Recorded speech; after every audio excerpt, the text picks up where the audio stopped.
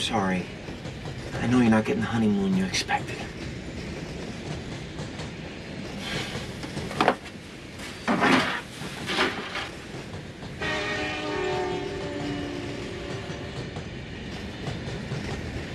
Oh, boy.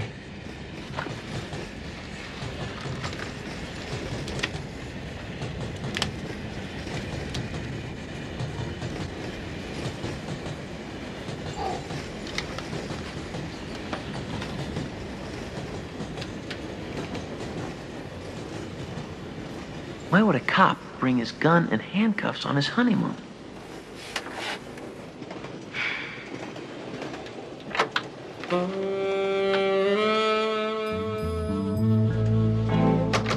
I'm thinking like Al.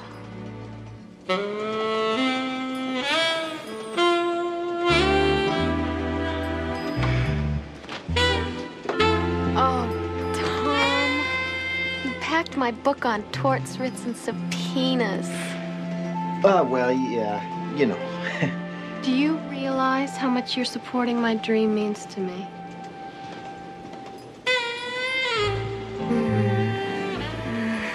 I'm starting to get the idea. It makes passing my bar seem unimportant next to us.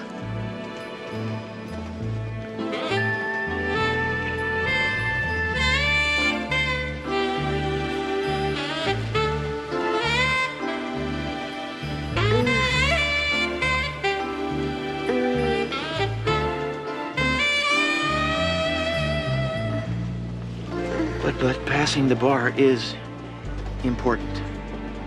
Let's say you, get in a little study time before dinner.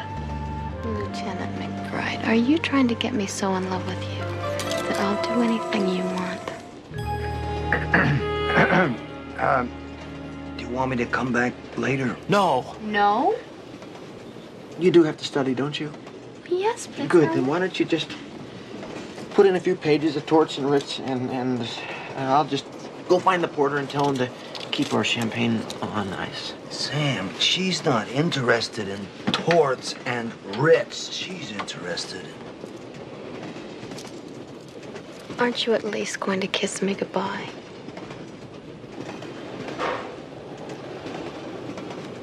Oh, boy.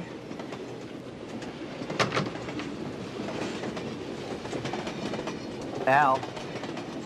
Al.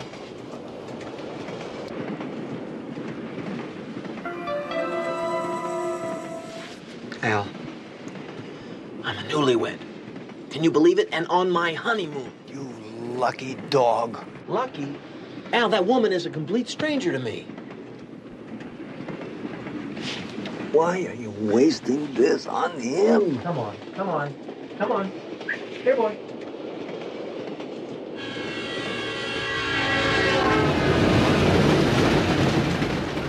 What am I here to do? You're here to have significant impact on an event of global importance. What? Today is April 27th, 1960. In 2 days, the Russians are going to shoot down the U-2. The rock group? No, our top secret spy plane flown by Francis Gary Powers. I don't remember. Well, why should you? You were only 6 years old when it happened.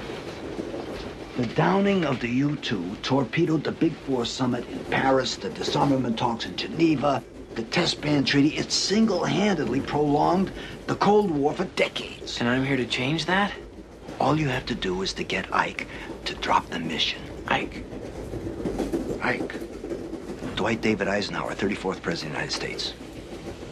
Okay, Al, how does a New York cop get the President of the United States to call off a top-secret mission? Well, you get your bride there to call her daddy, who's a U.S. Senator and also Ike's golfing buddy.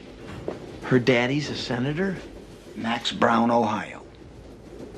And this is what Ziggy says I'm here to do. Not entirely. But the opportunity is too good to pass up. What does Ziggy say?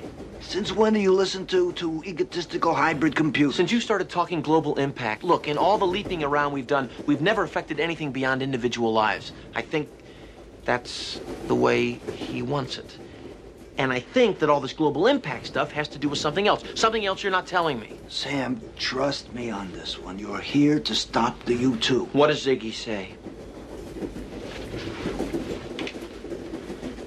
He says there's a 78.6% chance you're here to help Diane pass her bar exam. Uh-huh.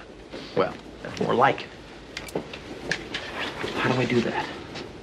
Well, you go back in your compartment there, and by now, she's only wearing a little black negligee that has a little black ribbon right about here, which when you pull it, it unveils... Al. Yeah, then you take her in your arms and you make mad, passionate love to her. Then you make more mad, passionate love to her, and then you make even Al, more. I get the idea, all right? Okay. Then, just before she falls asleep from complete and utter exhaustion, you whisper lovingly in her ear, "You will pass your bar. You will pass your bar. You will tell your daddy to tell Ike not to send up the U2." You know, I can't...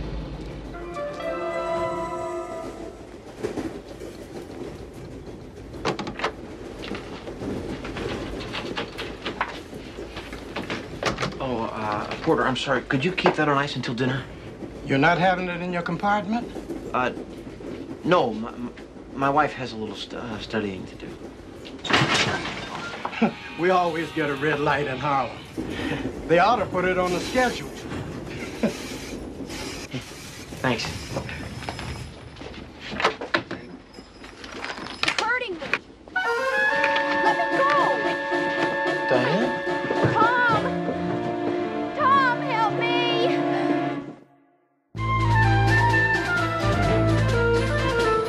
Please, stop.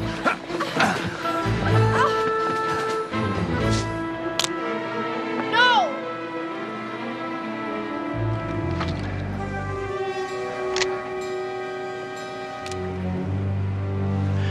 You all right?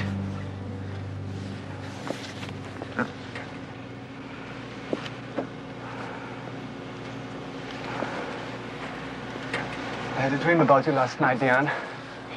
You know this man? You didn't tell him, Diane. I'm her husband. Ex-husband. You really should have told him, Diane. In the dream, you were running in the Argonne in the snow. I know it was the Argonne because the flakes were big and wet. The way I remember them as a boy. You ran to an old mill. Just like the one where the Gestapo caught Moulin. There was a German officer there. Tall and arrogant. And you started to make love to him. Roger, please don't do this. Before it was over, I bled him till the snow turned red. That's enough.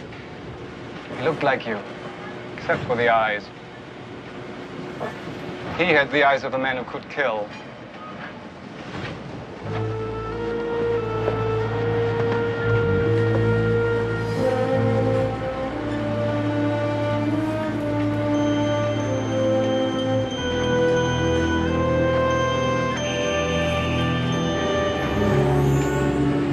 You hate me, don't you? What?